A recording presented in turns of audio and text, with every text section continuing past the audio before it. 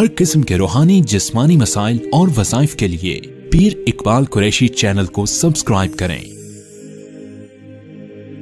पीर इकबाल कुरैशी। बिस्मिल्लाहिर्रहमानिर्रहीम। अल्लाह रब्बुल इज़्ज़त ने इंसान को सेहत भी अता फरमाई और कभी मरज़ भी अता फरमाते हैं। बीमारी कोई भी हो, चाहे कितनी भी लाइलाज मूज़ी बीमारी क्यों ना हो, अल्लाह ने कुरान हकीम के अंदर सूरह यूनुस के अंदर बेशुमार चीज़ों का ज़िक्र किया और ख़ास तौर पे हज़रत यूनुस अलैहिस्सलाम के साथ जब मामला पेश आया, फिर वो नहीफ़ हो गए, किस तरह मछली के पेट से बाहर निकले, तो किस तरह अल्लाह ने उनको शिफाई कामला अता फरमाई।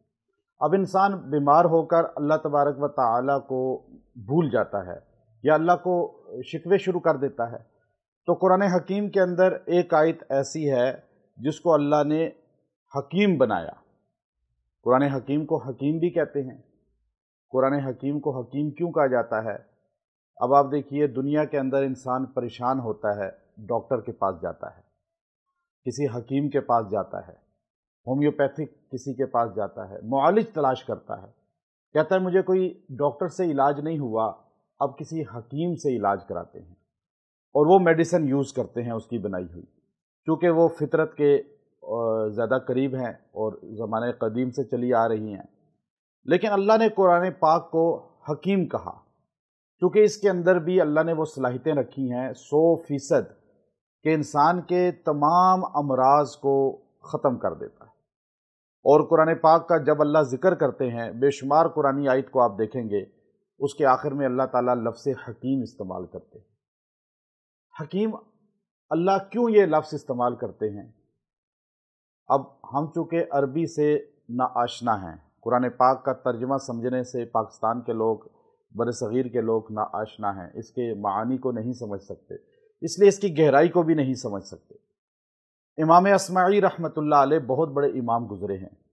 वो एक मरतबा फरमाने लगे कि मैं एक सहरा में एक छोटी सी मस्जिद मुझे नज़र आई, तो मैं वहाँ बैठ गया और मैंने वहाँ कुरान हकीम को खोला। नमाज का वक्त था थोड़ा, तो मैंने नमाज के इंतज़ार में फ़ुज़ूल बैठने से बेहतर ये समझा कि मैं मस्जिद में तिलावत कुरान पाक को कर लूँ। अरब के लोग आज भी मस्जिद में जाते हैं, थोड़ा टाइम भी नज़र आता है कि नमाज में अभी 5 मिनट हैं, 10 मिनट हैं, तो वो कुरान पाक खोल लेते हैं। आपने नोट किया होगा जो अरब में जाने वाले हैं। हमारे अजम के लोग मस्जिद में आते हैं, गप्पे लगानी शुरू कर देते हैं, फ़ुज़ूल बातें करते हैं, जिससे नेकियां भी ज़ाया हो जाती हैं। तो कुरान पाक को ज़्यादा से ज़्यादा तिलावत करना, ये हकीम है कुरान, ये इंसान के अमराज को ख़त्म करता है। हज़रत मौलाना अशरफ अली थानवी नव्वरल्लाहु मरक़दहू ने लिखा मलफूज़ात के अंदर कि जब इंसान तिलावत करते हुए निगलता है थूक, जो मुंह में आता है लुआब, तो वो अंदर जाके अंदर की मूज़ी बीमारियों को ख़त्म कर देता है। जो कि हकीमुल उम्मत मौलाना अशरफ अली थानवी रहमतुल्लाह अलैह को उलमाए हिंद ने हकीमुल उम्मत का लक़ब दिया कि आप हिकमत जितनी जानते थे, हकीम थे। यानी हकीम से मुराद ये नहीं कि वो पुड़ियाँ देते थे, कुश्ते बना के देते थे। हकीम से मुराद ये है कि लोगों की रूहानी बीमारियों को समझते थे कि मखलूक किस तरह गुमराह हो रही है। तो अस्माई रहमतुल्लाह अलैह कहते हैं, मैंने कुरान पाक खोला और मैंने तिलावत शुरू कर दी। मैं तिलावत करता रहा, तो अभी मैं कुरान पाक के जो है ना तिलावत करते करते छठे पारे की इस आयत पे पहुंचा।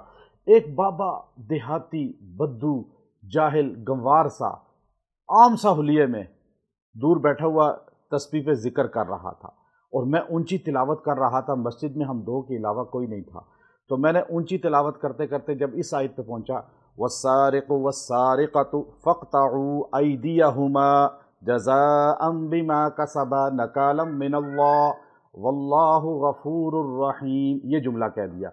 वल्लाहु अज़ीज़ुन हकीम यहाँ पर है और उन्होंने गलती से क्या कह दिया? वल्लाहु, सारे बोलिए, गफूरुर रहीम।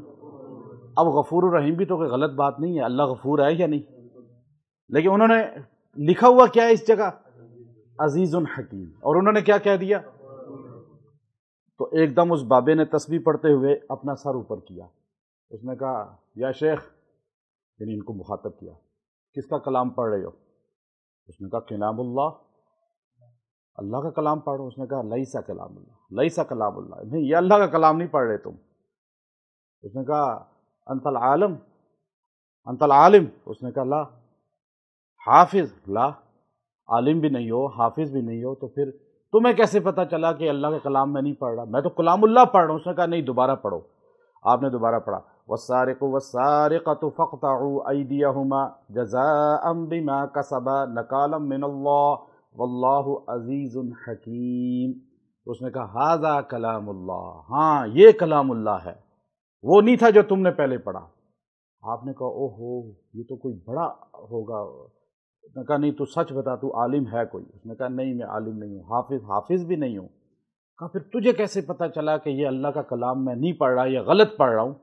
ہمارے تو نمازیوں کو پتہ ہی نہیں ہوتا ہے، پیچھے کھڑے ہوتے ہیں، حافظ بھی ان کو یاد نہیں ہوتا قرآن، بھول چکے ہیں مرد عورتیں، حافظ بھی، کتنا بڑا گناہ ہے۔ اب وہ جو ہے نا، اس نے کہا تجھے کیسے پتہ چلا؟ تو عام آدمی ہے، جٹ سا ہے، بدو ہے، دیہاتی ہے، زمیندارہ کرنے والا ہے، تو کہہ رہا ہے کہ اتنی بڑی بات تو نے غلطی پکڑی، تجھے کیسے پتہ چلا کہ یہ اللہ کا کلام نہیں ہے؟ اس نے کہا دیکھو، آپ نے جو آیت پڑھی نا، مجھے عربی تھا، ترجمہ تو جانتا تھا۔ اس نے کہا آپ نے جو آیت پڑھی تو اس میں تھا والسارق والسارقۃ، چور مرد ہو یا عورت ہو، عورت چوری کرے یا مرد چوری کرے، دونوں کے ہاتھ کاٹ دیے جائیں۔ قرآن نے کہا چور کے ہاتھ کاٹے جائیں۔ آخر میں اللہ کہتا ہے اس میں زبردست حکمت ہے کہ ایک چور کے ہاتھ کاٹو گے تو سارا شہر خوفزدہ ہو جائے گا، چوری نہیں کہ، یہ حکمت ہے اس میں۔ واللہ غفور الرحیم تو یہاں بنتا ہی نہیں ہے کہ ادھر اللہ کہہ رہا ہے ہاتھ کاٹو، یہاں کہ میں غفور الرحیم ہوں، چونکہ یہ صفت یہاں نہیں آ سکتی، یہاں حکمت آ سکتی ہے۔ اب حکیم ہے قرآن، انسان کی اندر کی بیماریوں کو ٹھیک کرتا ہے، باہر کی بیماریوں کو ٹھیک کرتا ہے۔ اب جس آدمی کو کوئی ایسی بیماری ہو جو ڈاکٹر کی سمجھ میں نہ آئے، ایسی بیماری ہو جو کسی کی سمجھ میں نہ آئے، کوئی دوائی اثر نہ کر رہی ہو، یا سمجھ آ بھی جائے لیکن جواب دے دیں، یا جواب نہ بھی دیں، بیماری بڑھ رہی ہو، کوئی موذی بیماری آ گئی، یا انسان کے جسم میں لاغری پن آ گیا، کمزوری آ گئی، کوئی بھی جسمانی کمزوری ہوتی ہے انسان کی، مرد عورتوں کی۔ پھر اس کے علاوہ آپ دیکھیں کہ روحانی کوئی بیماری ہے کہ انسان کو نماز میں دل نہیں لگ رہا، قرآن میں دل نہیں لگ رہا، دینی کاموں میں شیطانی خیال آتے ہیں، وسوس، ہر بیماری جسم کے اندر کی باہر کی، روحانی جسمانی، اس کے لیے قرآن پاک کی یہ آیت ہے جو سورہ یونس کی پہلی آیت ہے، سورہ یونس کی پہلی آیت۔ آپ اس کو پانی پہ دم کریں 70 مرتبہ، اور شہد پہ بھی دم کر لیں تو بہت اچھا ہے، جتنا موذی بیماری ہو۔